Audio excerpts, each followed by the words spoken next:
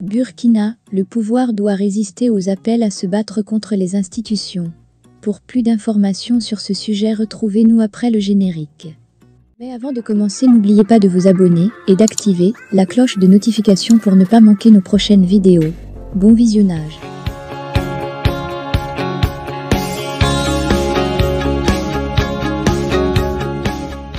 Il faut le dire haut et fort, il y a danger en la demeure.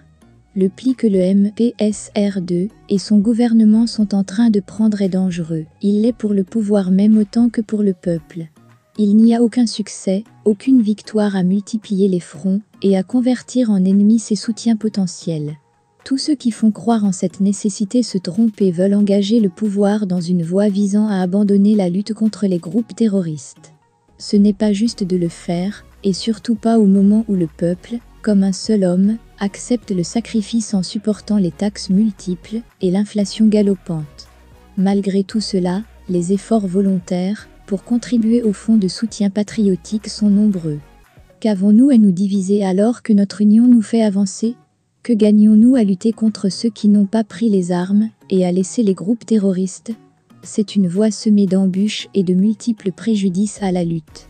Voyons ce qui s'est passé ces derniers jours avec l'affaire de la guérisseuse de Consilga, objet d'un bras de fer entre l'exécutif et le judiciaire, et le retour à cette vieille marotte contre les médias, avec la suspension de Radio Omega FM, le 10 août 2023.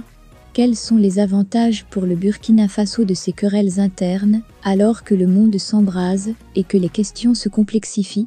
Quel est le rapport coût-bénéfice en termes d'image pour le pouvoir, le MPSR2 et son président?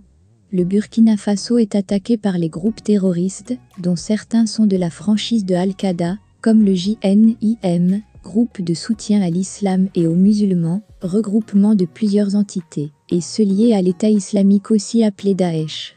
Cela fait 8 ans que nous sommes dans cet enfer qui a fait des milliers de morts et 2 millions de personnes déplacées. Nos ennemis armés sont nombreux, certains sont des bandes criminelles musulmans, par l'appât du gain et les opportunités qu'offre la défaillance de notre État.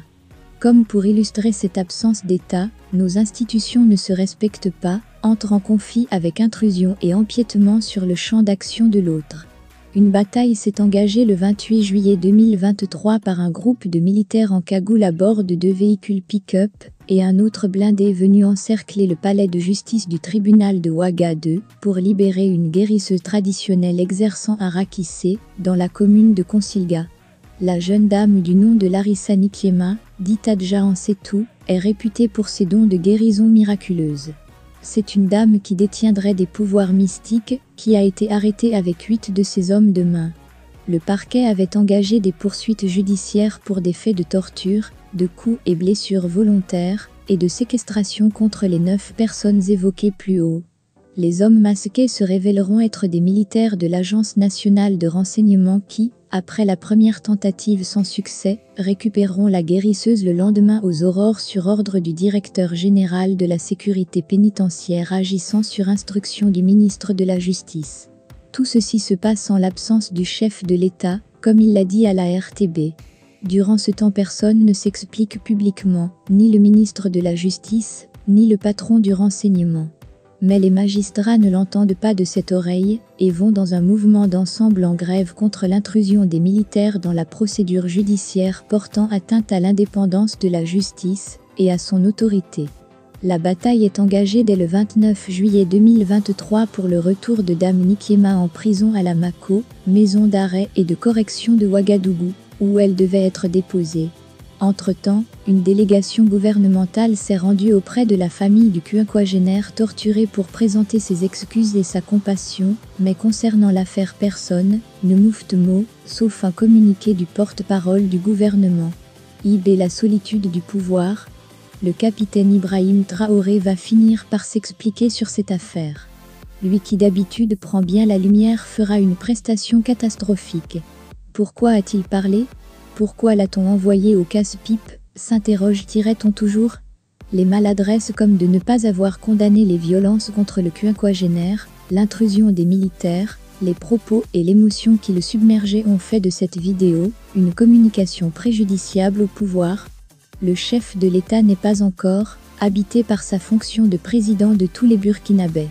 Il ne doit pas donner l'impression de prendre un parti, La justice un est intérêt faite pour autre tous. que celui de l'État. Et la loi est la même pour tous, quelle que soit votre fonction, quel que soit le bien que vous pouvez faire aux autres. Les magistrats jugent au nom du peuple selon les lois votées par les représentants du peuple. Ils ne peuvent pas ordonner des choses que la loi n'a pas prescrites. C'est normal que le chef militaire ne sache pas ces choses. Ce qui est impardonnable, c'est que ses conseillers ne lui aient pas fait un mémo sur les enjeux du conflit. Les conseillers en communication et juridique n'ont pas préparé le chef de l'État à cette interview. Mais il y a d'autres fautifs dans la chaîne de commandement, les différents ministères impliqués dans l'affaire, notamment le ministre de la Justice, le directeur de l'ANR et le ministre de la Sécurité, auraient dû s'expliquer avant le président. Pourquoi ne l'ont-ils pas fait? Pourquoi le Premier ministre n'a rien dit? Lui qui doit être le fusible protecteur du chef de l'État est plutôt dans notre pays, un roi qui inaugure les chrysanthèmes. Toutes ces défaillances doivent être corrigées. Peut-être qu'elles sont du fait du capitaine président lui-même et de son mode de fonctionnement. Il faut que le président Ib se dise que sa parole doit être sacrée. Elle doit s'imposer par sa rigueur, son caractère républicain, le respect des textes et des institutions. Suspension de la radio Oméga FM.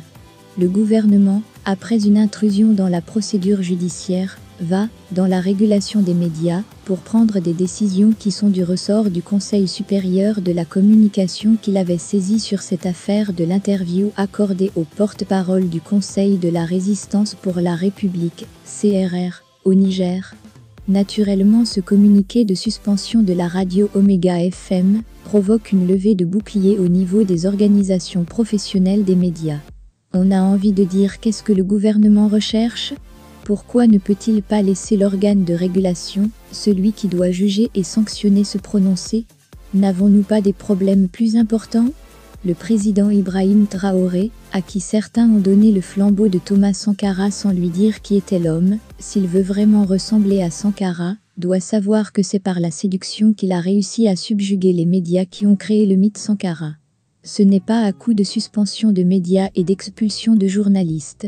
Si les dirigeants exercent leur pouvoir avec équité, justice, intégrité, amour de leurs concitoyens, le pouvoir devient captivant et a une qualité et une aura auprès du peuple, qu'il aime en retour, et est prêt au sacrifice demandé. Le MPSR2 doit se dire que c'est une mauvaise passe qui est en cours, et rectifier rapidement ses erreurs, pour rassembler pour gagner la lutte contre le terrorisme.